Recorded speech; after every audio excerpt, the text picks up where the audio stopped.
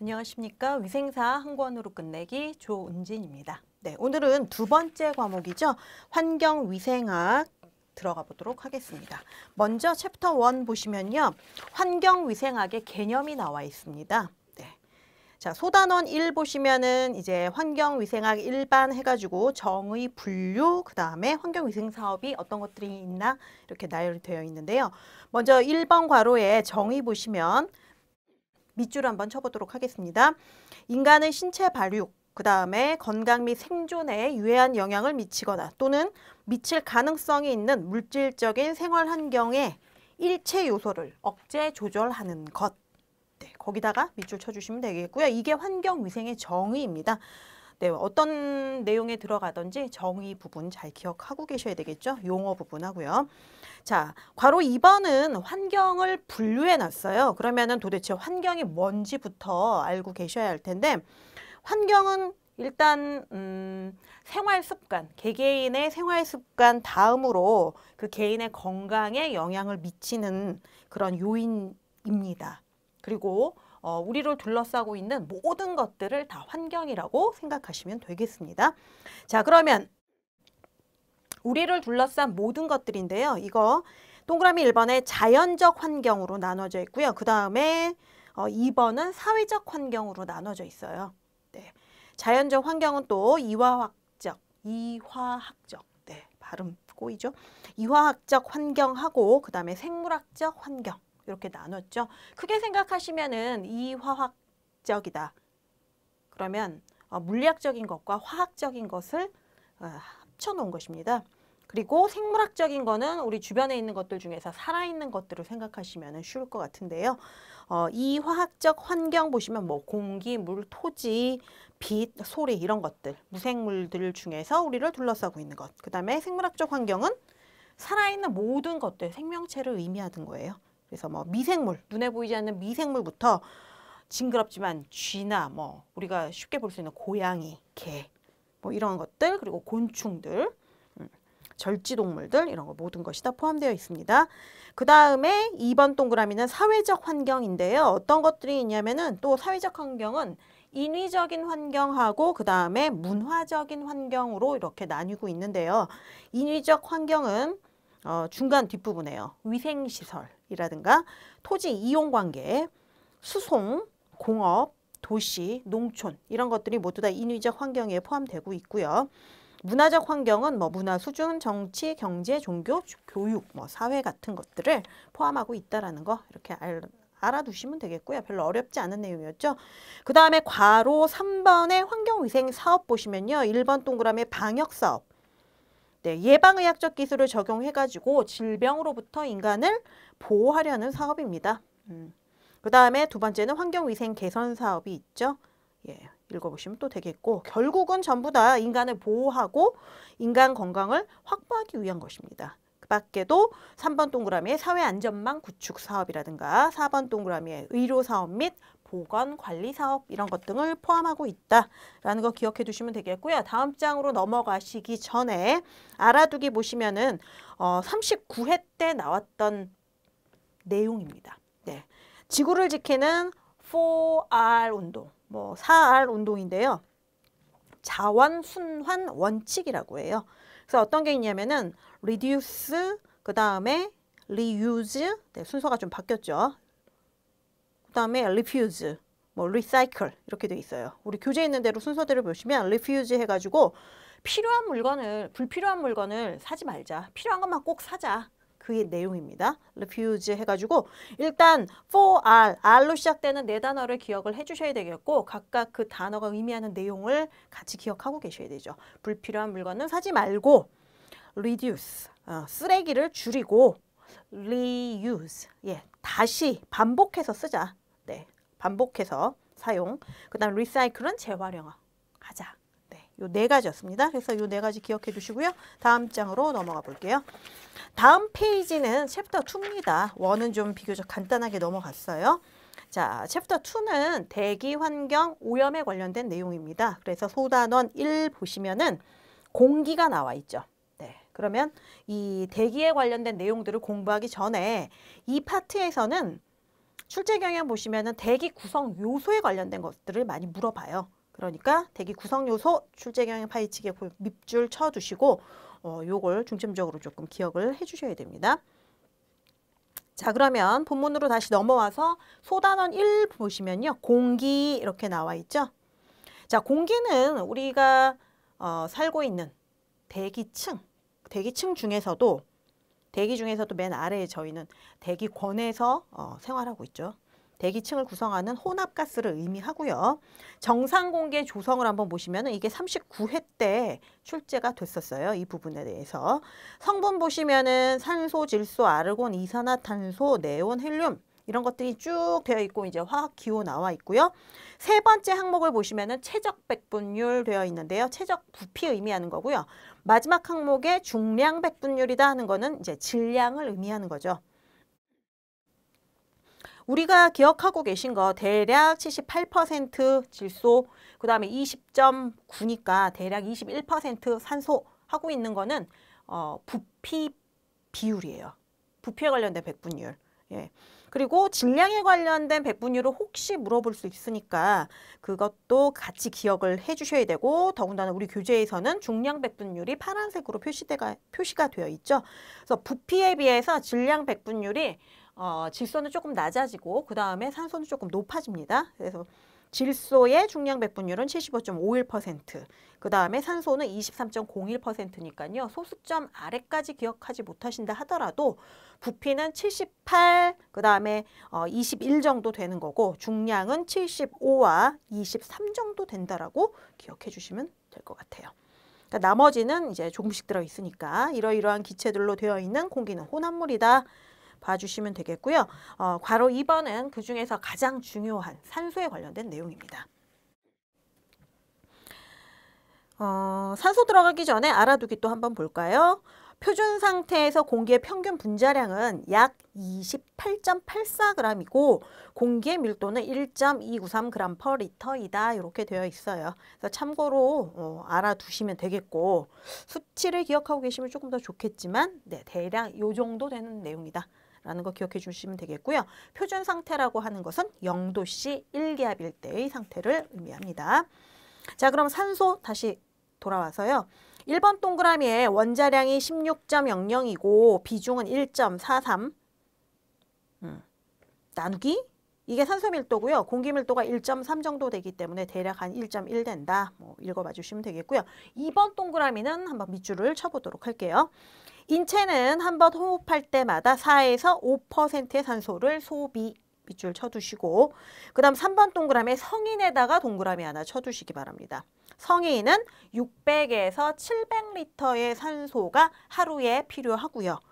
네, 성인. 그 다음에 괄호 안을 보시면은 1일 필요 공기량은 약 13kL다.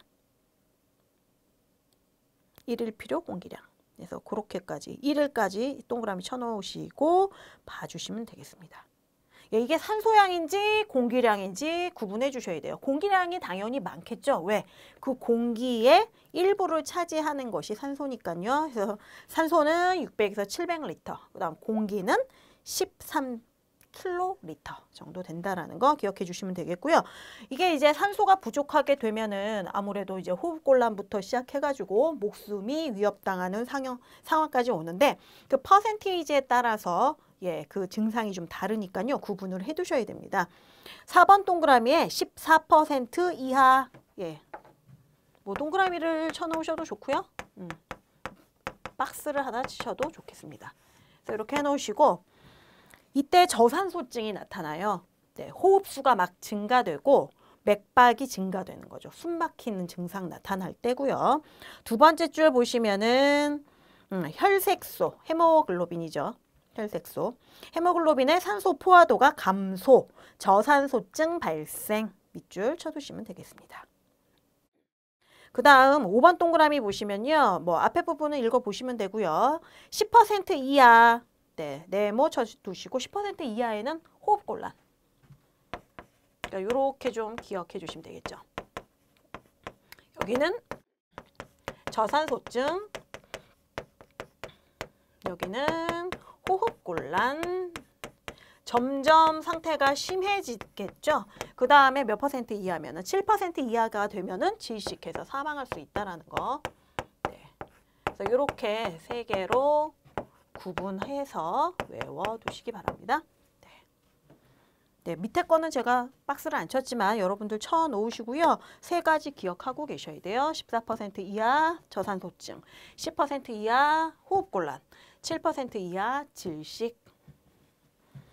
네, 그 다음에 6번 동그라미 보도록 하겠습니다. 그러면은 산소가 부족하면 이렇게 사망에 이를 수가 있게 되는데 그럼 무조건 또 산소의 농도가 높으면 좋은가? 라는 의구심을 갖게 되죠. 6번에 보시면요. 산소 농도가 60% 이상이거나 60% 이상 밑줄 하나 쳐놓으시고 2, 3기압 이상의 고압산소를 호흡하게 되면은 산소 또 중독이 발생돼요. 그래서 적절한 수치를 유지하는 게 아주 관건이 되는 거죠. 부족해도 너무 과해도 정상 범위에서 벗어난 거기 때문에 이상 증상이 발생된다라는 거 39회 문제에서 출제된 바가 있고요. 그 다음은 가장 많은 부피와 질량을 차지하고 있는 질소 기체입니다. 네, 질소에 대한 내용도 35회 때 출제가 됐었는데요. 1번 동그라미에 공기 중에 가장 많은 양, 부피 몇 퍼센트? 78%, 중량 75%으로 존재까지 밑줄 쳐주시면 되겠고요. 2번 동그라미는 읽어보시고 다음 페이지로 넘어가도록 하겠습니다. 자, 3번 동그라미 보시면 호흡을 통해 단순히 기도를 출입하는 불활성 가스. 네, 숨 쉬면 공기 중에 내가 공기를 선별해서 흡수하거나 할 수는 없잖아요. 그러니까 들어와요. 들어왔다가 내쉬면 날숨 때 그냥 알아서 쓰임 없이 나간다라는 거죠. 자, 하지만 고기압 상태 동그라미 하나 쳐놓으시고요. 그 옆에 인체에 영향을 미친다. 네, 얘가 그냥 우리가 1기압 상태에서 생활할 때는 불활성 가스이지만 고기압 상태가 되면 인체에 영향을 주기도 한다. 자, 그 다음에 4번에 급격한 감압 시에다가 괄호를 쳐주세요. 급격한 감압이 언제 있을까요? 다이빙 해가지고 깊은 수면에 들어가 있다가 급격하게 이렇게 올라오는 거죠. 해수면 위로.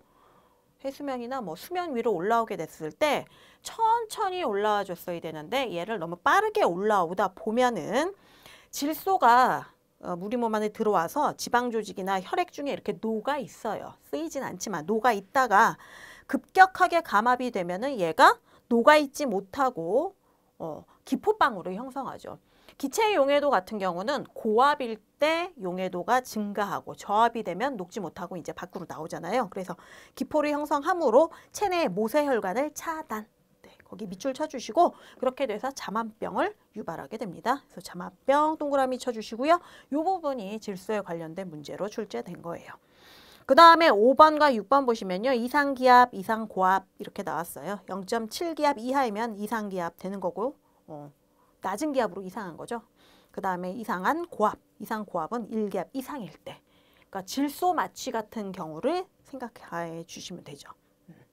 그래서 환각적인 마취 효과가 나타나는 경우 있다라는 거 기억해 주시면 되고요. 그 다음에 4번 괄호는 이산화탄소입니다. 뭐 탄산가스 같은 거니까 얘네들이 같은 걸 의미한다라는 거 기억해 주시면 되겠고요.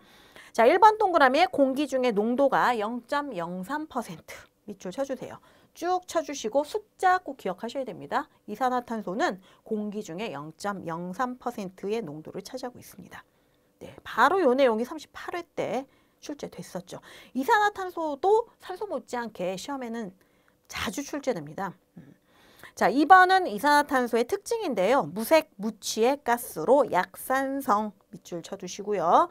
그렇기 때문에 소화제, 청량음료에 이용되죠. 그 뒷부분 밑줄 쳐두시고 그 다음에 3번 동그라미 보시면은 물체의 연소, 발효, 부패, 호흡작용에 의해서 배출이 됩니다. 뭐 뭔가를 불살랐을 때, 그 다음 발효됐을 때, 부패됐을 때 뻥 터질 수 있잖아요. 그 기체가 많아지면서 그게 바로 이산화탄소고요. 호흡을 통해서도 배출된다. 그 다음 4번 동그라미에 별표를 하나 쳐주셔야 돼요. 제가 산소 못지않게 이산화탄소가 시험 문제 많이 출제된다고 했는데 바로 이런 것들 때문이에요. 실내 공기 오염의 지표로가 바로 이 이산화탄소입니다. 그래서 실내 공기 동그라미 쳐놓고 그 옆에 오염지표 그리고 4번 숫자 앞에 별표 하나 해주시고요. 자, 그 다음에 5번 보시면요. 적외선을 흡수하여 온실효과. 네. 요즘 그래서 지구가 점점 달궈지고 있죠. 예. 온실효과 일으키는 가스, 온실가스라고 해요. 그래서 그 부분 밑줄 쳐두시고 한 명이 1시간 동안에 약 20리터나 배출을 합니다. 호흡에 의해서. 그러니까 뭐 사람도 일단 많은데 자동차 배기가스라든가 그리고 나무가 적게 심어져 있거나 그러면은 이제 이산화탄소가 많아져서 온실효과를 유발하게 되겠죠. 그 다음에 6번 여기도 퍼센테이지가 나와 있어요. 자, 10% 이상 박스 치시고 질식. 괜히 지웠죠. 그 다음에 잠깐만요. 7% 이상이면 호흡곤란이에요. 자, 산소의 경우, O2의 경우 우리 기억을 해볼까요? 14%, 그 다음에 10%, 7%였어요. 그래서 산소의 양이 14% 이하, 이것도 써드려야 되겠죠? 이하면 어떻게 된다? 저산소증. 방금 한 거잖아요. 그 다음에 10% 이하에서는 호흡곤란. 이거를 왜 다시 한번 쓰냐면요. 7% 이하에서는 질식. 요게 수치가 지금 눈치를 채셨겠지만 산소냐 이산화탄소냐 요거에 상관이 있어요. 지금 보시면은 제가 박스 7라고 말씀드렸죠. 자, 10, 14, 17 이렇게 돼 있었는데 얘는 10%하고 7%예요. 자, 보시면은 10% 이상. 여기 10% 이상. 큰일 날 뻔했죠? 질식. 얘는 요 때가 질식이에요. 그 다음에 7% 이상. 호흡곤란. 그래서 외우실 때 같게 외우시지 말고 요렇게 연결을 해서 기억을 해주세요. 얘가 만약에 14% 이상 되면은 이미 호흡을 할 수가 없어서 질식된 그 상태이기 때문에 여기는 14%의 수치는 없고 요 두 가지 이렇게 있습니다. 네. 자, 헷갈릴 수 있는 거죠. 그러니까 같이 놓고 잘 기억을 해주셔야 돼요. 이산화탄소 같은 경우는 10% 이상 되면은 이제 많으면 많을수록 숨쉬기 곤란한 거니까 10% 이상에서 질식되는 거고 7% 이상에서는 호흡곤란이 되는데 자.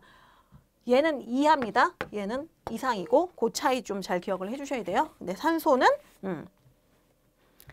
14% 이하면은 저산소증, 10% 이하면 호흡곤란, 7% 이하면은 질식. 그래서 이렇게 구분해가지고 하지만 따로 똑같이 기억을 해주셔야 되는 거죠. 자, 그 다음에 7번 동그라미 읽어보시면 되겠고요. 그 다음에 8번 동그라미는요. 이산화탄소 허용 기준 양, 상한량이죠. 0.1%라는 거 꼭 기억하셔야 돼요. 그래서 밑줄 쫙 쳐두시고요. 0.1%는 몇 ppm? 1000ppm입니다.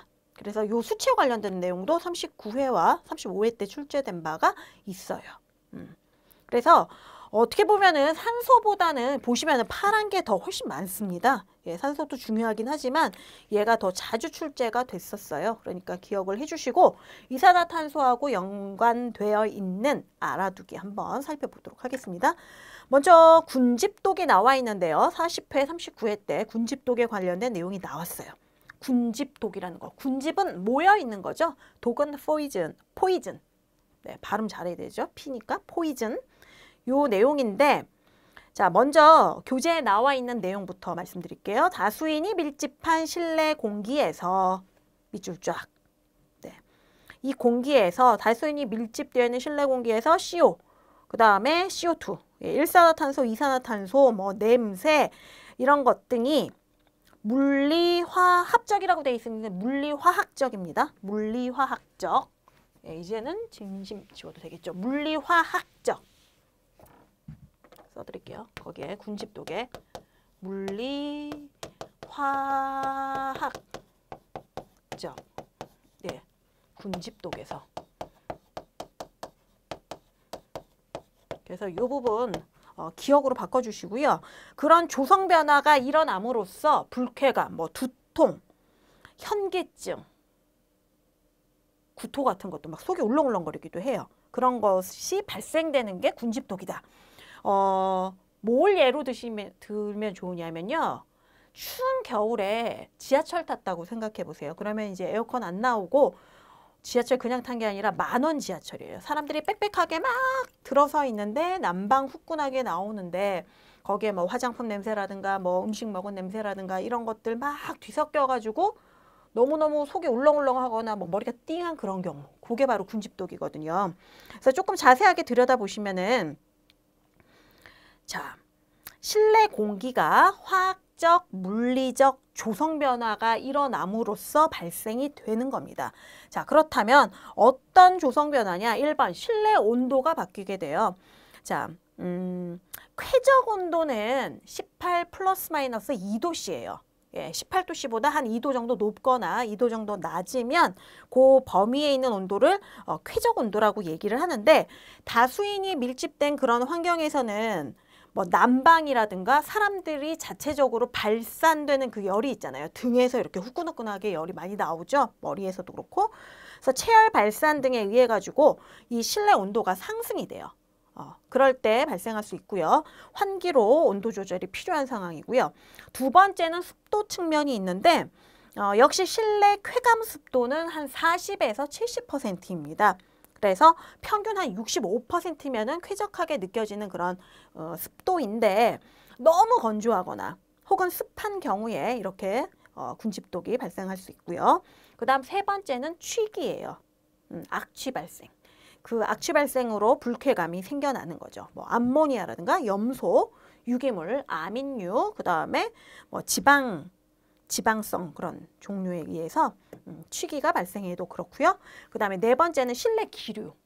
예, 실내에 이렇게 아주 미약하나마 공기의 흐름이 있어야 되는데 무기류일 때 군집독이 또 발생되고요. 그 다음에는 산소 농도가 낮아지고 이산화탄소의 농도가 1000ppm 이상. 자, 돌발 퀴즈입니다. 아까 했었죠. 상한량이 얼마였죠? 이산화탄소가 0.1%였고 얘를 ppm으로 바꾸면은 1000ppm이잖아요.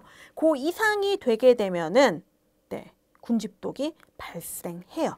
자, 그리고 군집독의 주요 발생 원인을 한번 써주시기 바랍니다. 주요 발생 원인. 자, 이러이러한 이유 때문에 발생이 되는데 그 중에서 이제 온도 중에서는 온도가 어떨 때? 고온일 때.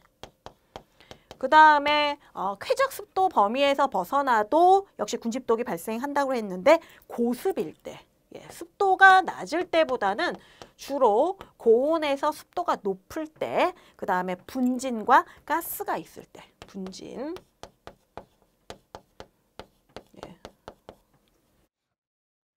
분진과 가스가 있을 때 군집독이 발생한다라는 거 주요 원인이니까요. 여기 하나 써두시면 되겠고요. 그 다음에 아래쪽에 있는 알아두기는 아까 ppm 문제입니다. parts per million 해가지고 100만 분의 1을 의미하는 거죠.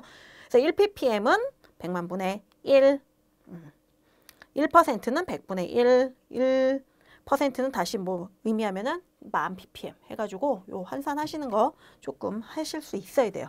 그래서 0.1%는 1000ppm이야. 기억해 두시면 되겠죠. 자, 그 다음은 괄호 5번의 일산화탄소입니다.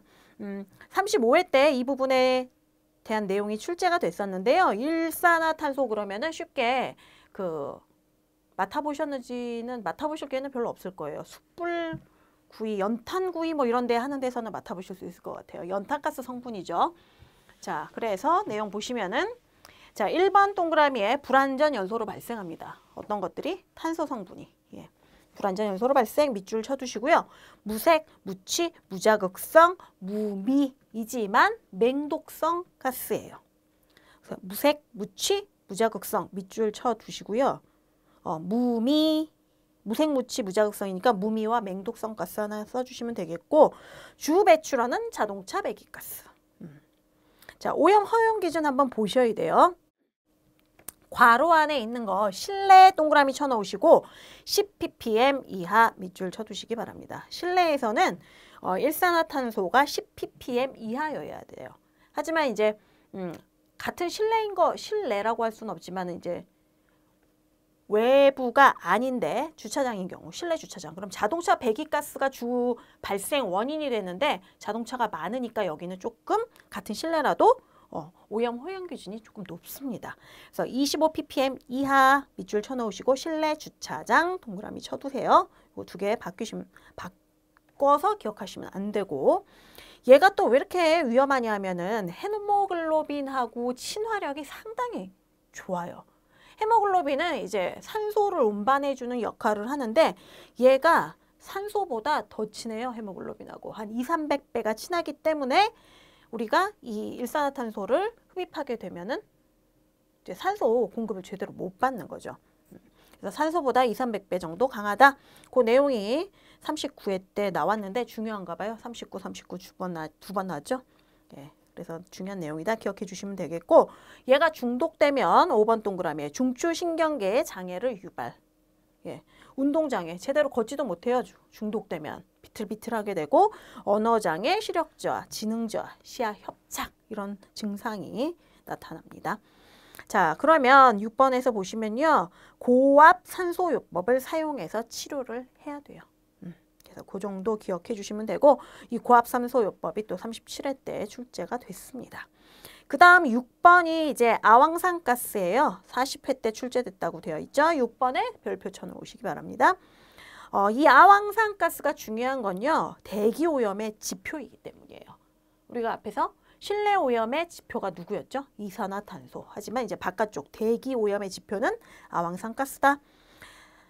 이 아황산가스는 취기가 있어요. 취기가 있고 자극성도 있고, 그 다음에 이 점막의 염증을 유발하고요. 그 다음 흉통이라든가 호흡곤란을 일으키게 된다라는 거 같이 기억해 주시고요. 2번 동그라미 보시면은 중간에 화학연료를 연소할 때 생성이 돼요. 뭐 석탄, 석유 이런 것들 태울 때. 그리고 파란색 글씨, 허용치는 연평균 0.02 ppm 이하이다. 그래서 쭉 밑줄 쳐놓으시고요. 그 다음 3번도 밑줄 칠까요? 토양을 산성화시키고, 그 다음 금속과 대리석을 부식시키고, 식물, 동물, 건물 모든 것에 이렇게 피해를 줘요. 아황산가스가. 자, 그리고 무엇보다도 또 중요한 게 4번에 산성비의 주요 원인 밑줄 쳐두시고요. 런던 스모그 원인 물질. 네, 뒷부분에서 이제 런던 스모그, LA 스모그 배우실 텐데, 그때 런던에서 일어난 스모그 때문에 이제 사건이 크게 일어난 게 있는데 그때 원인 물질이다. 런던 스모그 동그라미 하나 쳐놓으시고요. 자, 얘가 시각장애를 일으키는 미세먼지의 주요 원인 물질이에요. 예. 그러니까 우리가 이제 미세먼지 많을 때 보면은 이 대기가 뿌옇게 흐려져 있는 경우가 있죠. 그래서 이제 시야가 멀리까지 이렇게 우리가 볼 수 없고, 뭐 뒤에 있는 산이 안 보이고 이런 경우가 있는데, 그렇게 이제 뿌연 그런 뿌옇게 보이는 그런 원인도 있지만 시각의 장애를 일으키는, 아까 점막의 염증을 일으킨다고 막 말씀드렸죠. 그러니까 시각 장애까지 일으키는 미세먼지의 주요 물질이다 해놓으시고 PM10이라고 써두시면 됩니다. 이 내용은요, 뒷부분에서 나오니까 그때 다시 한번 말씀을 드릴게요. 자, 다음 장으로 넘어가기 전에 마지막 알아두기 세 번째 거 한번 보시기 바랍니다. 공기의 자정작용인데요. 별표에 넣으셔야 돼요. 네, 39, 37, 36. 예, 짧은 기간에 이제 주르륵 많이 나왔어요. 자정작용이라고 하는 거는 오염물질을 스스로 없애고 깨끗해지는 거죠. 스스로 없애고 깨끗해지는 거예요. 공기의 자정작용 되게 중요한데, 자, 그 내용을 이렇게 쭉 읽어보시면 되겠고, 어떤 방식으로 공기가 자정작용을 하느냐. 첫 번째, 희석작용이 있어요. 첫 번째 점이죠. 공기 자체에 희석작용 해가지고 예를 들자면 바람이 불어서 오염물질이 이렇게 몰려 있는데 바람이 불게 되면 어떻게 돼요? 이렇게 퍼져나가니까 희석되는 그런 바람에 의해서 확산되는 거, 옅어지는 거, 그걸 의미하고요. 그 다음에 강우, 강설에 의한 밑줄 쳐놓으시고, 그 다음 줄에 세정작용, 씻어내리는 거죠. 비가 한번 오고 나면은 시야가 되게 깨끗해지잖아요. 그런 예를 드실 수 있겠습니다. 그 다음에 산소라든가 오존, 과산화수소 등의 산화작용 해서 산화작용 밑줄 하나 또 쳐주시고요. 그 다음 네 번째 점은 자외선의 살균작용 밑줄. 그 다음에 다섯 번째, 탄소 동화작용에 의한 이산화탄소와 산소의 교환작용. 탄소 동화작용이 뭐죠? 예, 한마디로 광합성. 공기 중에 있는 이산화탄소를 흡수해서 광합성 결과 산소를 내놓죠. 그래서 깨끗해집니다. 자, 5번째에다가는 광합성이라고 써주시면 되겠고요. 그 다음에는 중력작용도 하나 있어요. 그래서 그 부분에 밑에다가 이렇게 점 찍어 놓으시고 중력작용.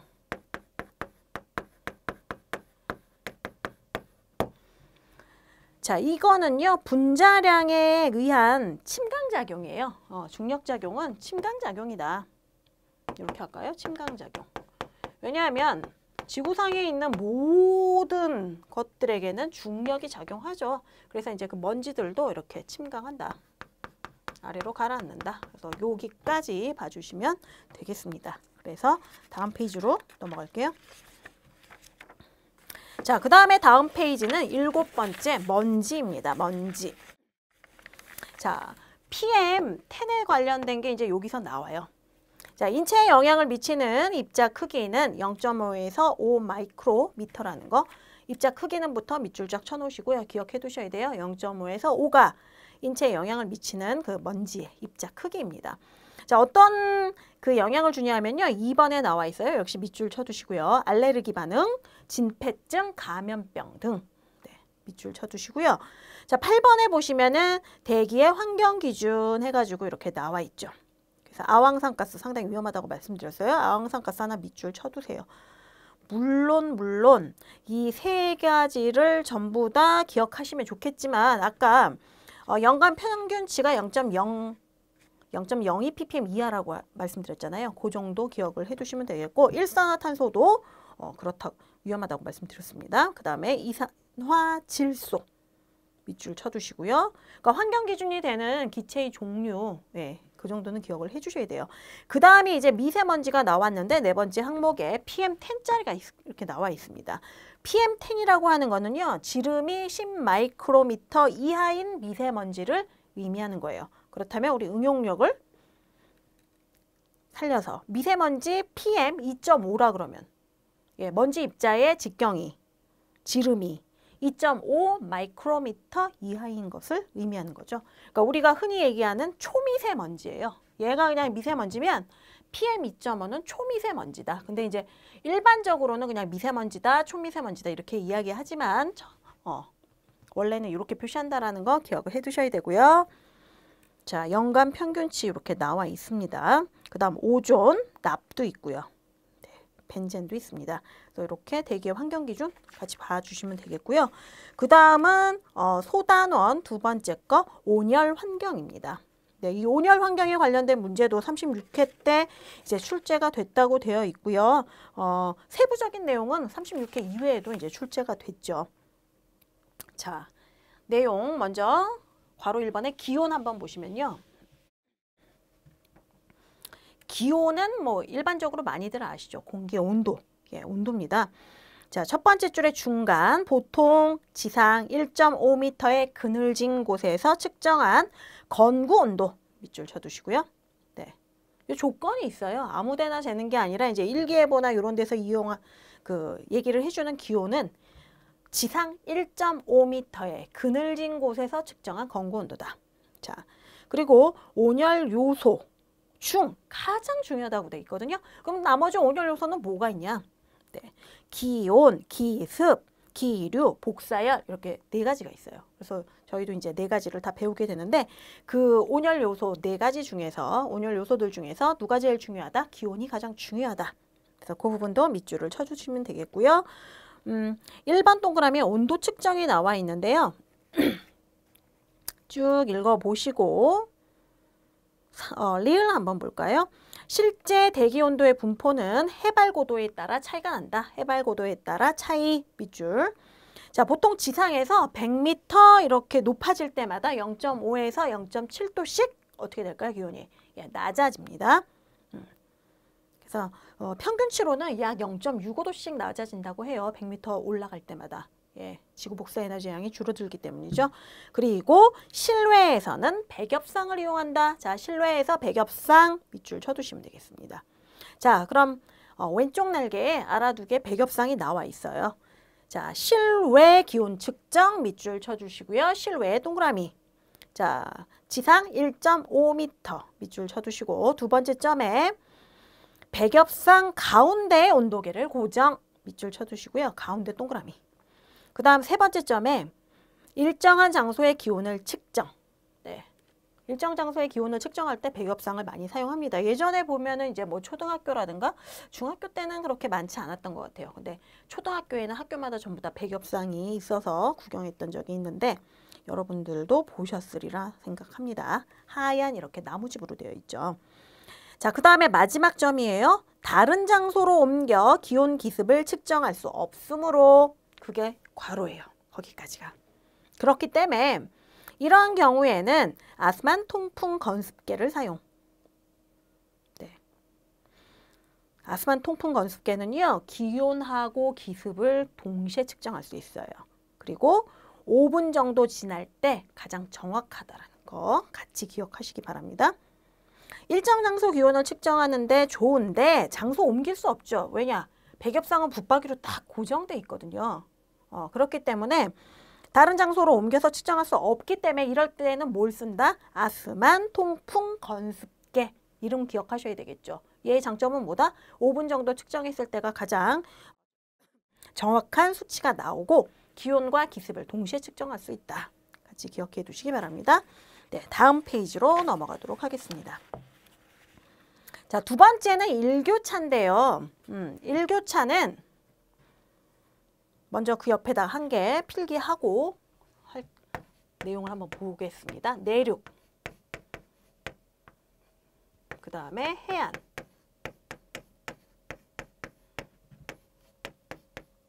산림, 네.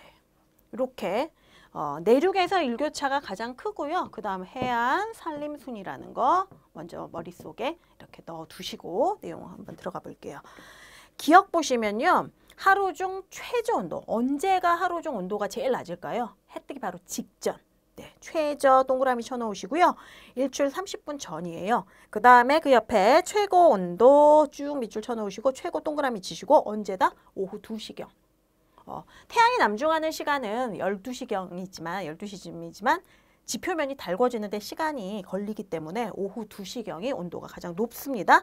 최저 온도와 최고 온도의 차이를 일교차라고 이야기를 해요. 그래서 일기예보 들어보시면은 네, 오늘은 일교차가 10도씨 이상이고 그렇기 때문에 감기 조심하세요. 이런 이야기 들어보셨죠?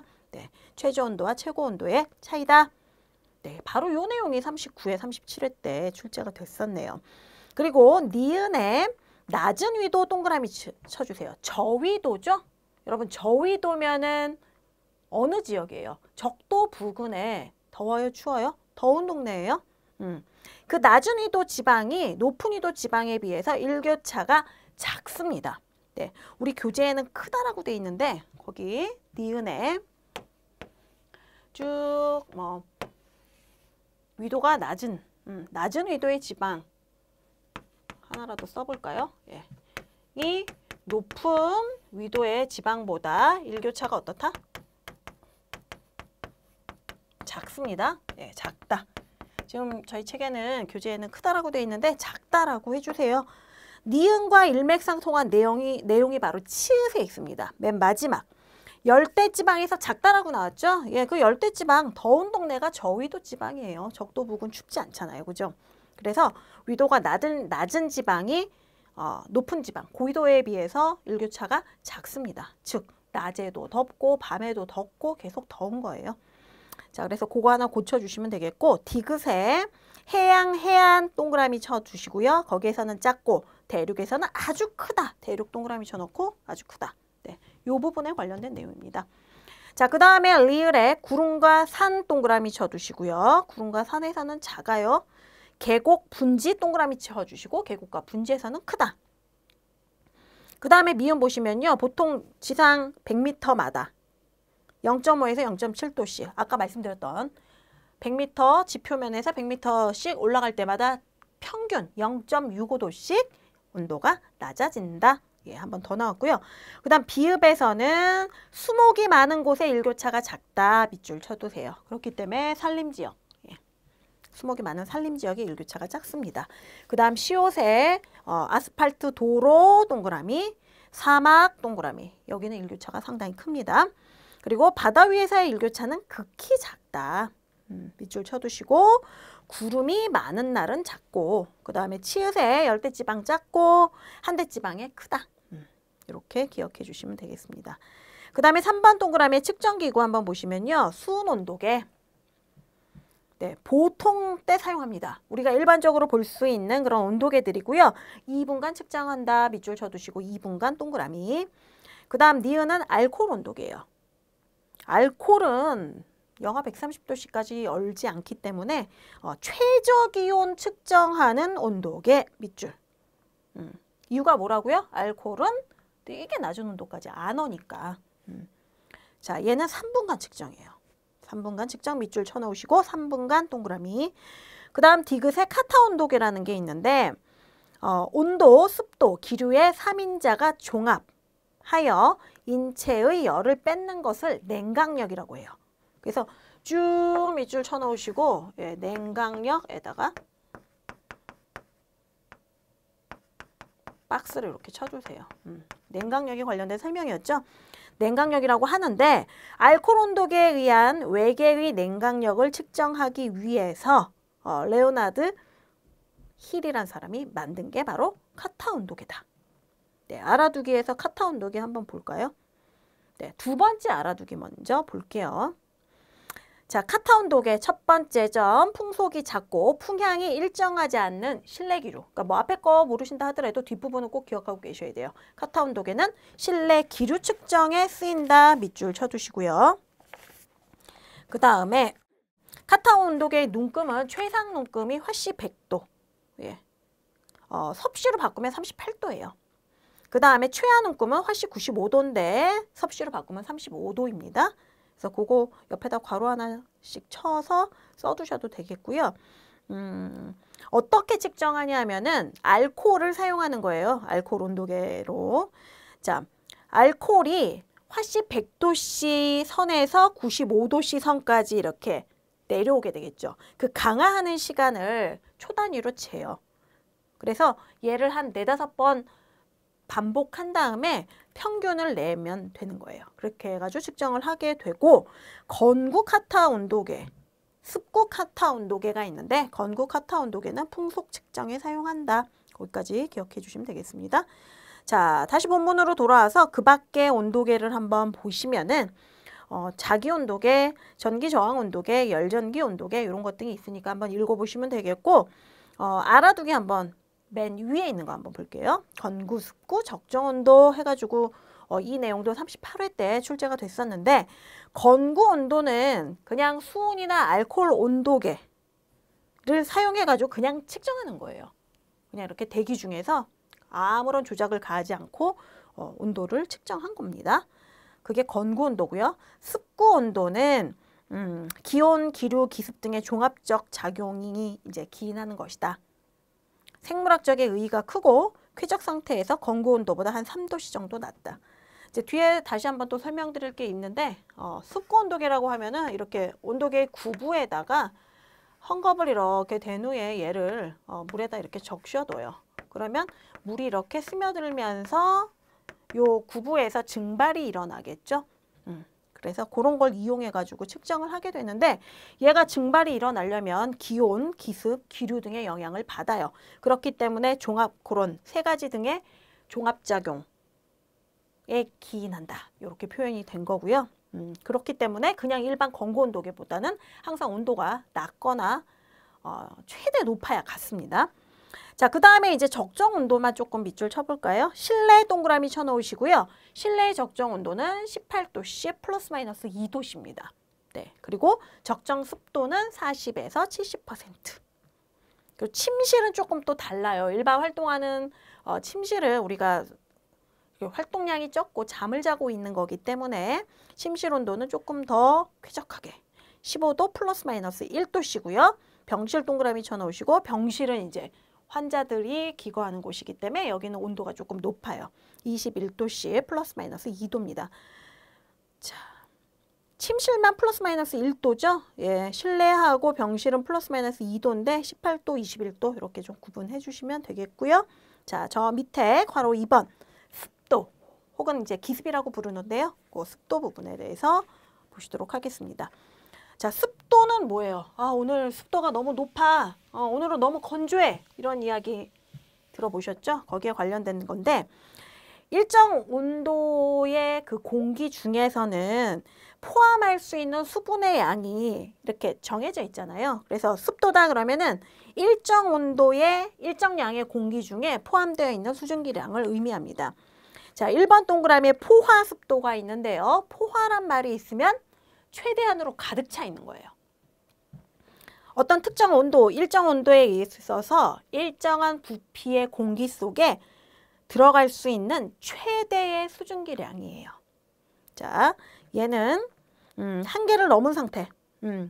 일정 공기에 함유되어 있는 수증기에는 어떤 한계가 있는데 그 한계를 넘은 상태를 포화 상태라고 한다. 그리고 제가 포화 습도가 뭔지 말씀드렸으니까 그거랑 연결지어서 기억하시면 돼요. 그래서 니은에다가 한계를 넘은 상태를 포화 상태라고 하는데 일정 온도에 일정량의 그 공기 중에 가득 들어가 있는 최대한의 수증기량이다. 기억해 주시면 되겠고요. 수증기량이나 뭐 수증기 장력을 포화습도로 한다. 그래서 그 부분 봐주시면 되겠고 알아두기 마지막 것도 하나 더 보고 가야 되겠죠. 예, 섭씨하고 화씨 환산식이 있으니까 혹시라도 요거 환산하는 거 계산에 나올 수 있습니다. 그러니까 환산하는 방법 반드시 기억해 주셔야 돼요. 예, 그냥 눈으로만 보면은 복잡하니까 계산 문제 하나 이렇게 내셔가지고 환산하는 식을 이용해서 환산하는 거 연습해 보시기 바랍니다. 자, 그러면은 한 페이지 넘겨서 두 번째는 상대 습도예요.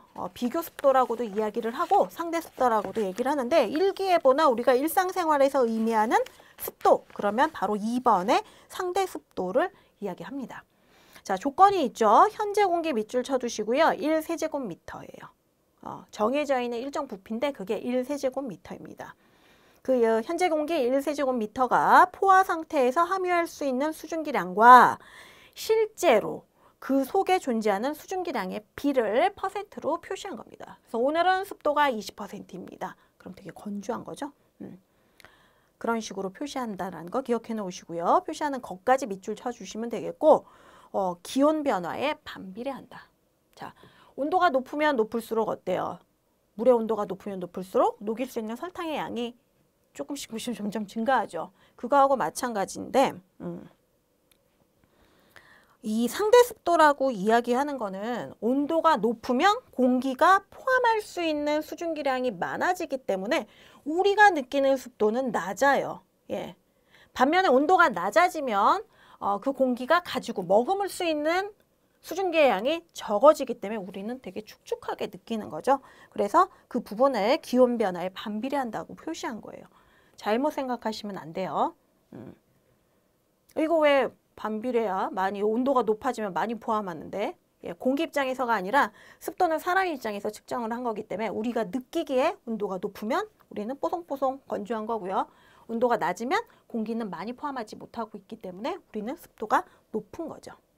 그래서 그렇게 기억하시면 되고 밑에는 상대 습도 구하는 공식이 나와 있죠. 포화수증기 압 분의 증기압 곱하기 100 내지는 포화습도 분의 절대습도 곱하기 100 이렇게 구하니까요. 식도 같이 봐주시고 그 다음에 3번은 절대습도입니다.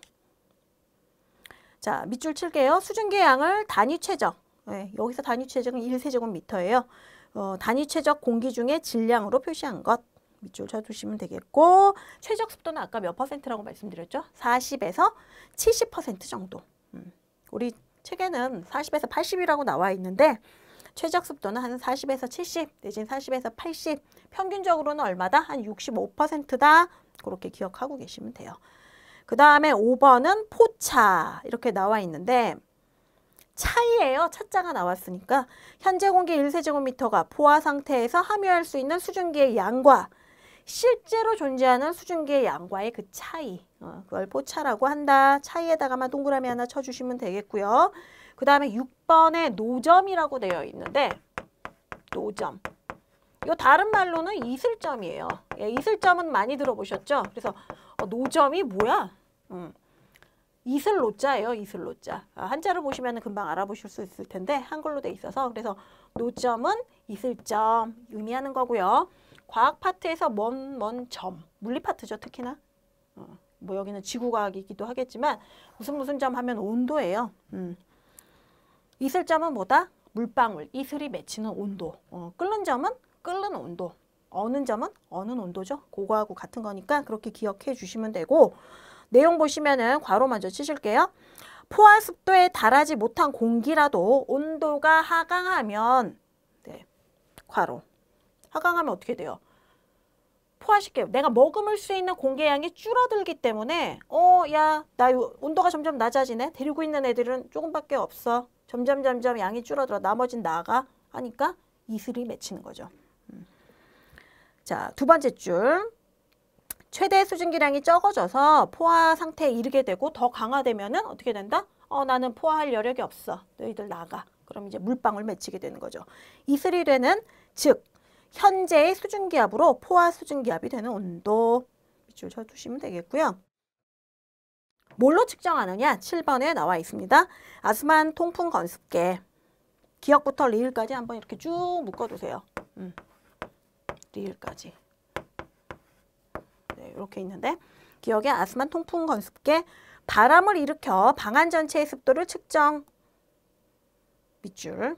그 다음 모발 습도계는 머리카락 이용하는 거죠. 왜냐하면 머리카락이 흡수성이 높잖아요.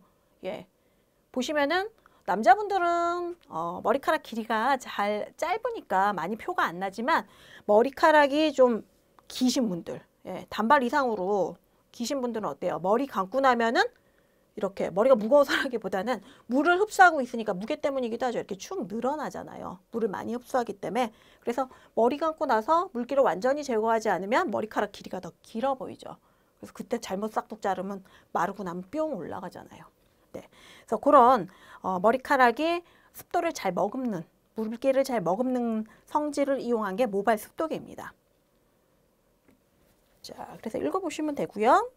그 다음에 자기 습도계 읽어보시면 되고 그 다음에 어거스트 건습도계. 자, 동일 한란계 2개를 사용하되 T를 건구 온도계, 그 다음 T-를 습고 온도계라고 부르고 아까 건구는 그냥 재는 거고 습고는 이렇게 천을 감아가지고 증발이 일어나도록 하는 거라고 말씀드렸어요. 그래서 건구 온도랑 습고 온도 측정해가지고 공기 습도 구하는 거예요. 네. 그래서 그렇게 구분 정도 해주시면 돼요. 그래서 건습계, 습도계, 건습도계 나와 있으면 얘 기습을 측정하는 거구나 기억하시면 되겠고 여기에 아까 배겹상에서도 아스만 통풍 건습계가 나왔었는데요. 여기 알아두기에 조금 더 자세하게 나왔죠. 그래서 요거 하나 조금 볼게요. 첫 번째 보시면은 기온과 기습을 동시에 측정 밑줄 쳐두시면 되겠고요. 그 다음 측정법 볼게요. 건구, 습고 설명 나온 거는 제가 말씀드렸으니까 마지막 점에 있는 측정 보면은 통풍. 자, 관측하기 조금 전에 통풍을 시작하여 뭐 어떻게 이게 기계가 통풍을 스스로 어떻게 해? 이 아스만 통풍 건습계 머리 두부 머리 부분 위에요 이렇게 프로펠러가 있어요. 그래가지고 얘를 돌려가지고 통풍을 한 다음에 통풍이 시작된 이제 파란 부분 밑줄 쳐놓으실게요. 눈금은 통풍이 시작한 지 5분 정도 지날 때 가장 정확하다고 말씀드렸죠. 그래서 5분 동그라미. 네. 그래서 이 부분 자꾸 나오는 거 보면 중요한 거 아실 수 있을 거예요. 그래서 아스만 통풍 건습계 내용 잘 기억을 해 놓으시고 그 다음에 세 번째는 기류 풍속입니다. 자, 1번에 동그라미 보시면은 쾌적 기류가 나와 있어요. 자, 기역과 니은으로 이렇게 되어 있는데요. 기역 부분에 일반적으로 1m/s 전후의 기류에 있는 게 좋다 그랬는데 실내에서는 1m/s의 기류가 형성되기가 어렵죠. 그러니까 1m/s 전후의 기류가 있는 건 좋은 거는 외기 중이에요. 우리가 바깥에서 산책할 때 살랑살랑 바람 불면 상당히 기분 좋죠. 그것처럼 외기 중이라고 하나 써놓으세요. 외기 중에서는 어느 정도의 기류가 있는 게 좋다? 1m/s. 초당 1m의 바람이 부는 게 좋은 거예요. 그럼 실내는 무풍지대로 아무렇지도 않으면 좋냐? 그건 아니에요. 실내 하나 또 써놓으실게요. 실내에서도 약간 미풍이 있으면 아주 잔잔한 바람이 있으면 좋은데 0.2에서 0.3 미터, 이거 미터가 제가 M을 좀 독특하게 써가지고 퍼세크 초당 0.2에서 0.3m 정도의 기류가 있으면 우리가 쾌적하게 느낀다.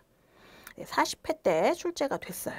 그런데 이제 교재에 써 있는 것뿐만 아니라 두 개를 나눠서 잘 기억을 해주시고요. 무풍이라는 거 제가 좀 전에 말씀드렸죠. 바람 없는 거. 그럼 바람이 진짜 없냐?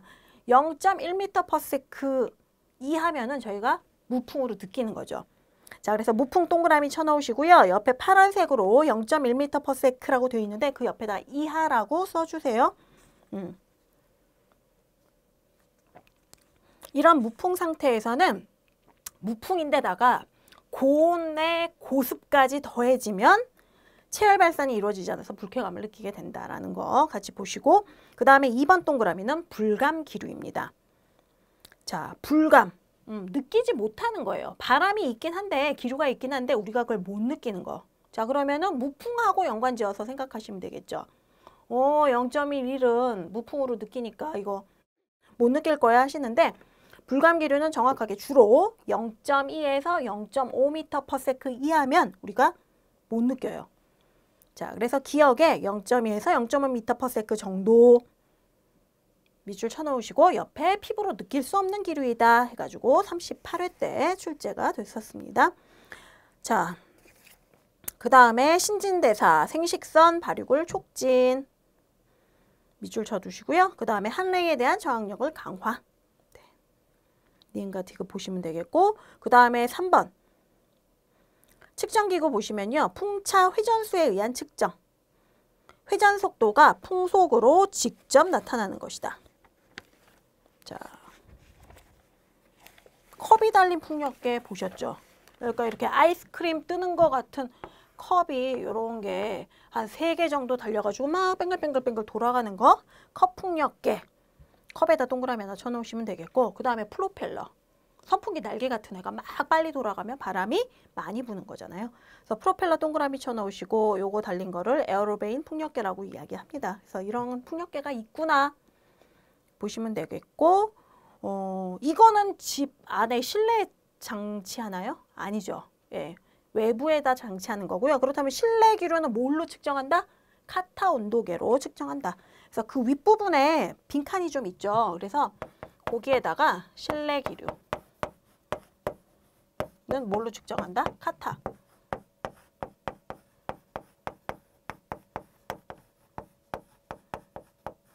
요거까지 하나 써두시면 되겠습니다. 그 다음에 니은의 풍압에 의한 측정 읽어보시면 되겠고요. 그 다음 디귿도 한번 읽어보시면 돼요. 디귿에서 두 번째 점 파란색 글씨죠. 기류의 냉각력을 측정하기 위해 풍속을 재는 것으로 이제 온도 및 초음파에 의한 겁니다. 드라이 카타 온도계가 있다. 건구 카타 온도계라고 해요.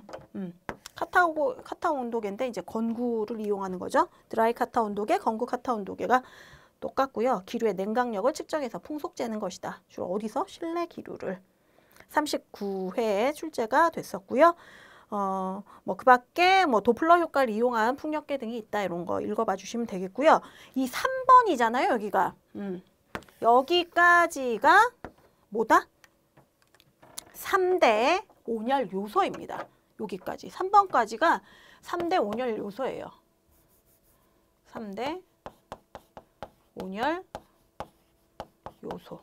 자, 그러면은 제가 여기 밑줄 친 데가 3가지 배웠는데 뭐 있었죠? 기온, 기습, 기류. 네, 요게 3대 온열 요소. 이 중에서 누가 제일 중요하다? 그 중에 최고는 기온이다. 예. 그러면 제가 여기 금을 왜 그었을까요? 4대도 있겠죠? 4번에 나와 있는 복사열을 포함하게 되면은 4대 온열 요소가 되는 거예요. 자, 3대 온열 요소는요. 옆에 알아두기 한번 보시면 두 번째 알아두기예요.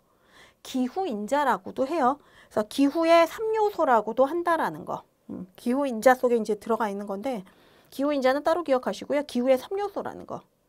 자, 기후 한번 볼까요? 본 김에. 자, 기후는 날씨하고 다르죠. 기후는. 예, 일정 지역에서 장시간 동안에 이렇게 나타나는 그 대기 현상이에요. 그걸 이제 평균화해가지고 나타낸 건데, 기후 3요소 보시면은 기온, 기류, 기습 있다라는 거. 그 다음에 이제 기후 정의의 두 번째 줄까지 밑줄 쳐주시면 되겠고, 그 밖에 기후 인자는 기후 변화를 일으키는 그런 요소들이죠.